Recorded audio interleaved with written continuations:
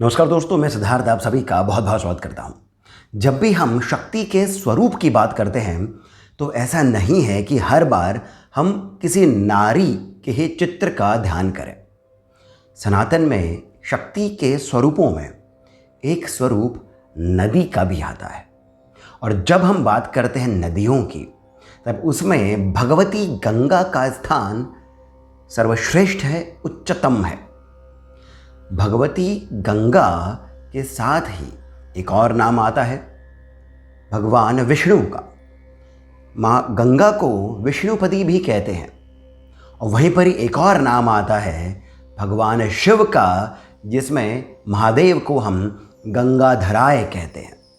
अब यहाँ पर भगवान विष्णु, महादेव और भगवती गंगा का आपस में जो संबंध है, उस संबंध का रहस्य क्या है, यही हमारे आज के वीडियो का विषय है।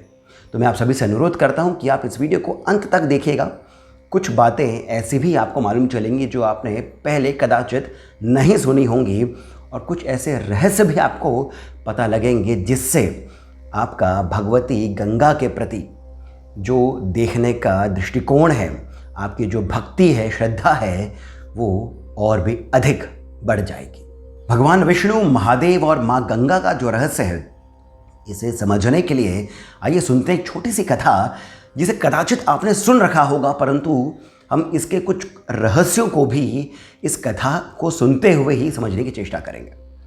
ये कथा भागवत पुराण में है, देवी भागवत पुराण में है, कुछ और पुराणों में भी कुछ अलग प्रकार से कही गई है, परंतु मूल रूप से कथा ये है कि जब भगवान विष्णु का वामन अवतार, जब वे अपने पग को बढ़ाते हैं तीनों लोगों को मापने के लिए, ऐसा जो राजा बलि थे उन्होंने ऐसा कहा था कि आप 3 पग में जितनी धरती हो सकती है आप माप लीजिए।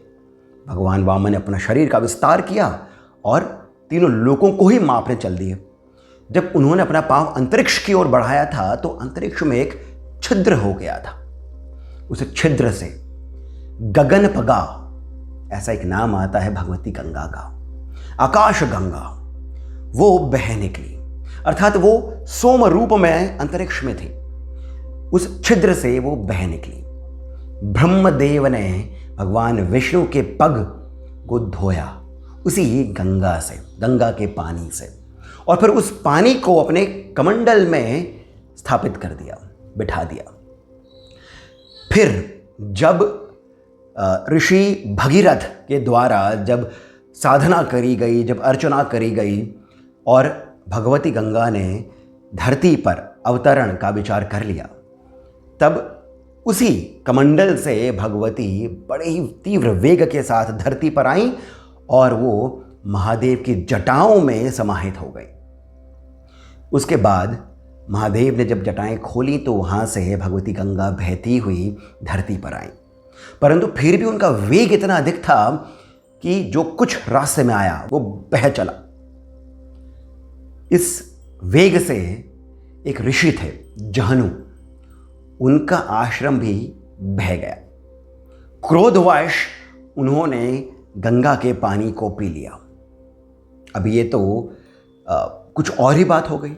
कहाँ भगवती गंगा आ रही थी कि महाराज सगर के जो पुत्र हैं 60,000, भगीरथ के जो पूर्वज हैं, उन्हें तृप्ति मिल सके, परंतु यहाँ तो भगवती गंगा का पानी ही ऋषि जहनु ने पी लिया। अब क्या किया जाए? ब्रह्मा जी आए। ब्रह्मा जी ने ऋषि जहनु से ये प्रार्थना करी कि वो भगवती गंगा को बाहर निकालें, परंतु यदि वे मुख से बाहर निकालते हैं तब वे झूठी हो जाएंगे, यदि वे लघुशंका करते हैं तब वे अपवित्र हो जाएंगे। तब उन्होंने अपने नाखून से अपने जंघा पर एक चीरा मारा, जिससे कि गंगा पुनः बाहर आई। कुछ ग्रंथों में आता है कि वो कान से, ऋषि जहनु के कान से बाहर आई, कुछ ग्रंथों में आता है कि उनके कमंडल से बाहर आई। परंतु बात यह है कि वे ऋषि जहनु के शरीर से या उनके किसी वस्तु से बाहर आए, इसी कारण उनका एक और नाम पड़ गया जाह्नवी। भगवती गंगा का एक और नाम है जाह्नवी।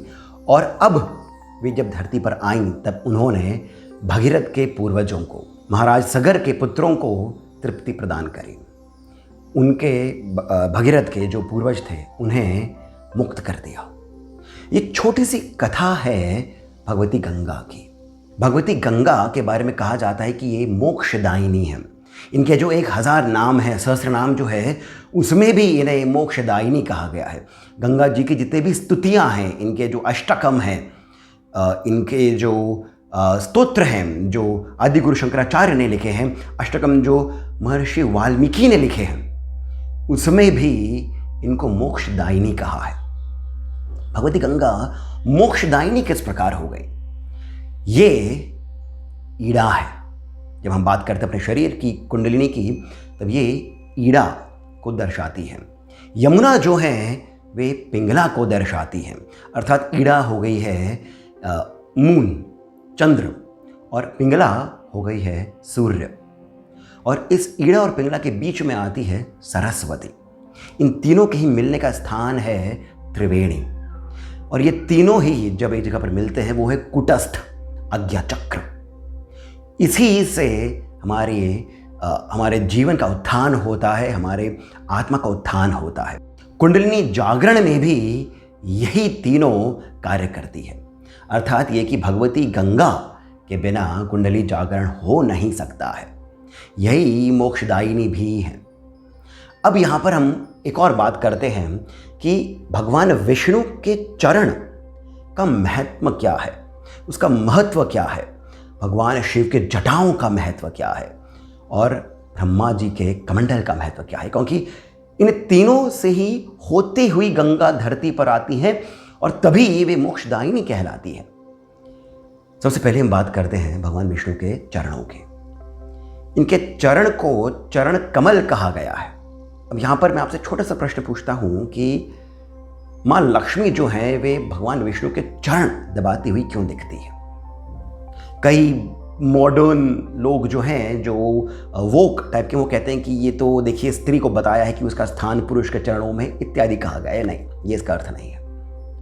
ज्योतिष में इसका अर्थ ये आता है कि देवी लक्ष्मी जो हैं उनके हाथों में गुरु हैं, और जो पाँव हैं भगवान विष्णु के उसमें शुक्र है। जब पाँव दबाए जाते हैं तो जो शुक्र के जो दुष्प्रभाव होते हैं वो हम कम कर रहे होते हैं। ये तो उसका ज्योतिषी एक रहस्य हो गया है। इसी कारण बताया जाता है कि पत्नियां पति के पांव दबाएं। ऐसा ही कारण एक और आता है कि पतियों को भी पत्नियों के पांव दबाते रहना चाहिए। ये अलग विषय हो गया, परंतु इसका जब हम आध्यात्मिक रूप से विश्लेषण करते हैं तब इसमें बात ये आती है कि भगवान विष्णु के जो चरण हैं वे कमल रूपी हैं।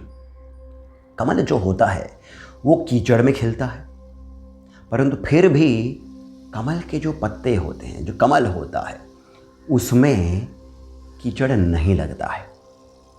यही भगवान विष्णु के जो अवतार रहे हैं उनका भी रहस्य है।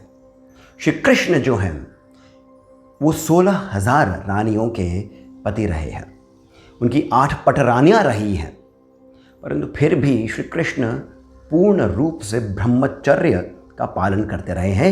ये ब्रह्मचारी रहे हैं। यही इनके कमल जो चरण है, चरण कमल है, उसका रहस्य है। जब माँ लक्ष्मी, भगवती लक्ष्मी इनके पाँव को दबा रही होती है, ध्यान से सुनेगा, तब भगवती लक्ष्मी योगिनी होती हैं। उनके हाथ में कमल होता है।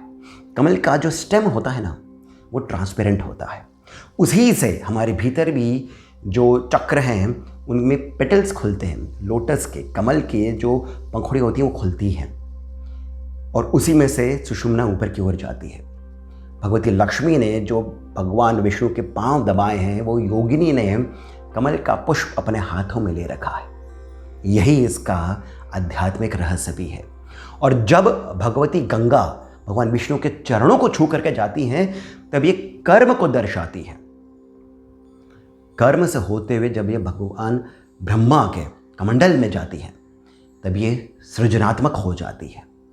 भगवान विष्णु के कमल से जब आपकी कुंडलिनी का जागरण होता है, तभी आपके भीतर वो जो वैश्विक ऊर्जा है उसका सृजन होता है, ब्रह्मांडीय ऊर्जा का सृजन होता है। और जब यही सृजनात्मक शक्ति भगवान शिव के जटाओं में जाती है, तब आपके भीतर ज्ञान का उदय होता है, ज्ञान प्रज्वलित होता है, जिससे आपको मोक्ष की प्राप्ति होती है, जिससे आप परम योगी हो जाते हैं, जिससे आप स्वयं के भीतर शिव को देख सकते हैं।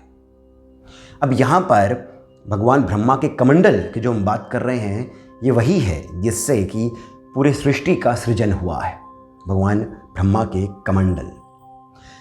यहाँ पर जब हम भगवान शिव के जटाओं की बात करते हैं तब भगवान शिव को व्योमकेश कहा गया है, अर्थात यह कि उनके केश जो हैं वे कुछ और नहीं, संपूर्ण आकाश है, संपूर्ण अंतरिक्ष है। उनके केश ही वायुमंडल है, अर्थात वो स्पेस है, वो जगह है जहाँ पर पूरे सृष्टि का सृजन होता है। ये वो स्थान है जहाँ पर हमारी ऊर्जा का उदय होता है, हमारे ज्ञान की ऊर्जा का उदय होता है, हमारे भीतर स्वयं को देख सकने की शक्ति का उदय होता है। और फिर यहीं से गंगा बहती हुई धरती पर आती है, जिससे आपका जो ये गृहस्थ जीवन है, आपका जो भौतिक जीवन है, वो भी सुखमय हो सके।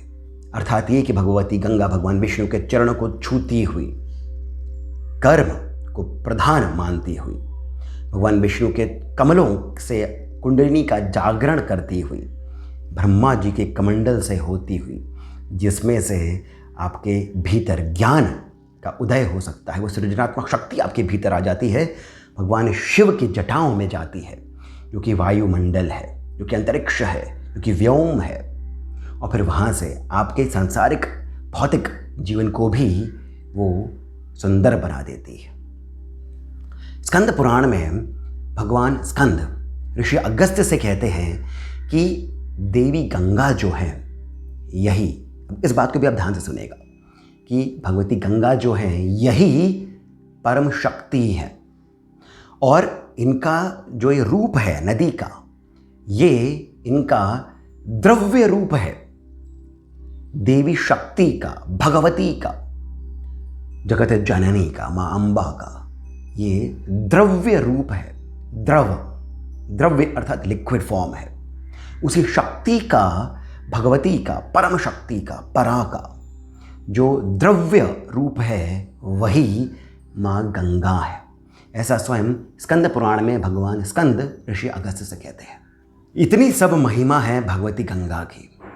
तो आशा करता हूँ कि आपको अब ये जो छोटा सा वीडियो है, इसे सुन करके भगवती गंगा के बारे में इतने सारे जो तथ्य हैं, उनका जो आध्यात्मिक रूप है, उसे जान करके आपकी श्रद्धा माँ गंगा के प्रति और अधिक प्रगाढ़ हो गई होगी। और यदि आपको ये वीडियो, इसमें दी गई जानकारी सुंदर लगी हो तो कृपया करके हमें लाइक अवश्य करिए और चैनल को सब्सक्राइब करना नहीं भूलें। और कमेंट सेक्शन में जो पहला कमेंट पिंड है, वहाँ से पेटीएम, जीपे इत्यादि के माध्यम से जितना अधिक हो सके आप हमें ईश्वरीय सहयोग भी अवश्य प्रदान करें। इसके साथ मैं सिद्धार्थ अब आपसे मुझसे जाने की अनुमति लेता हूँ। जय श्री राम।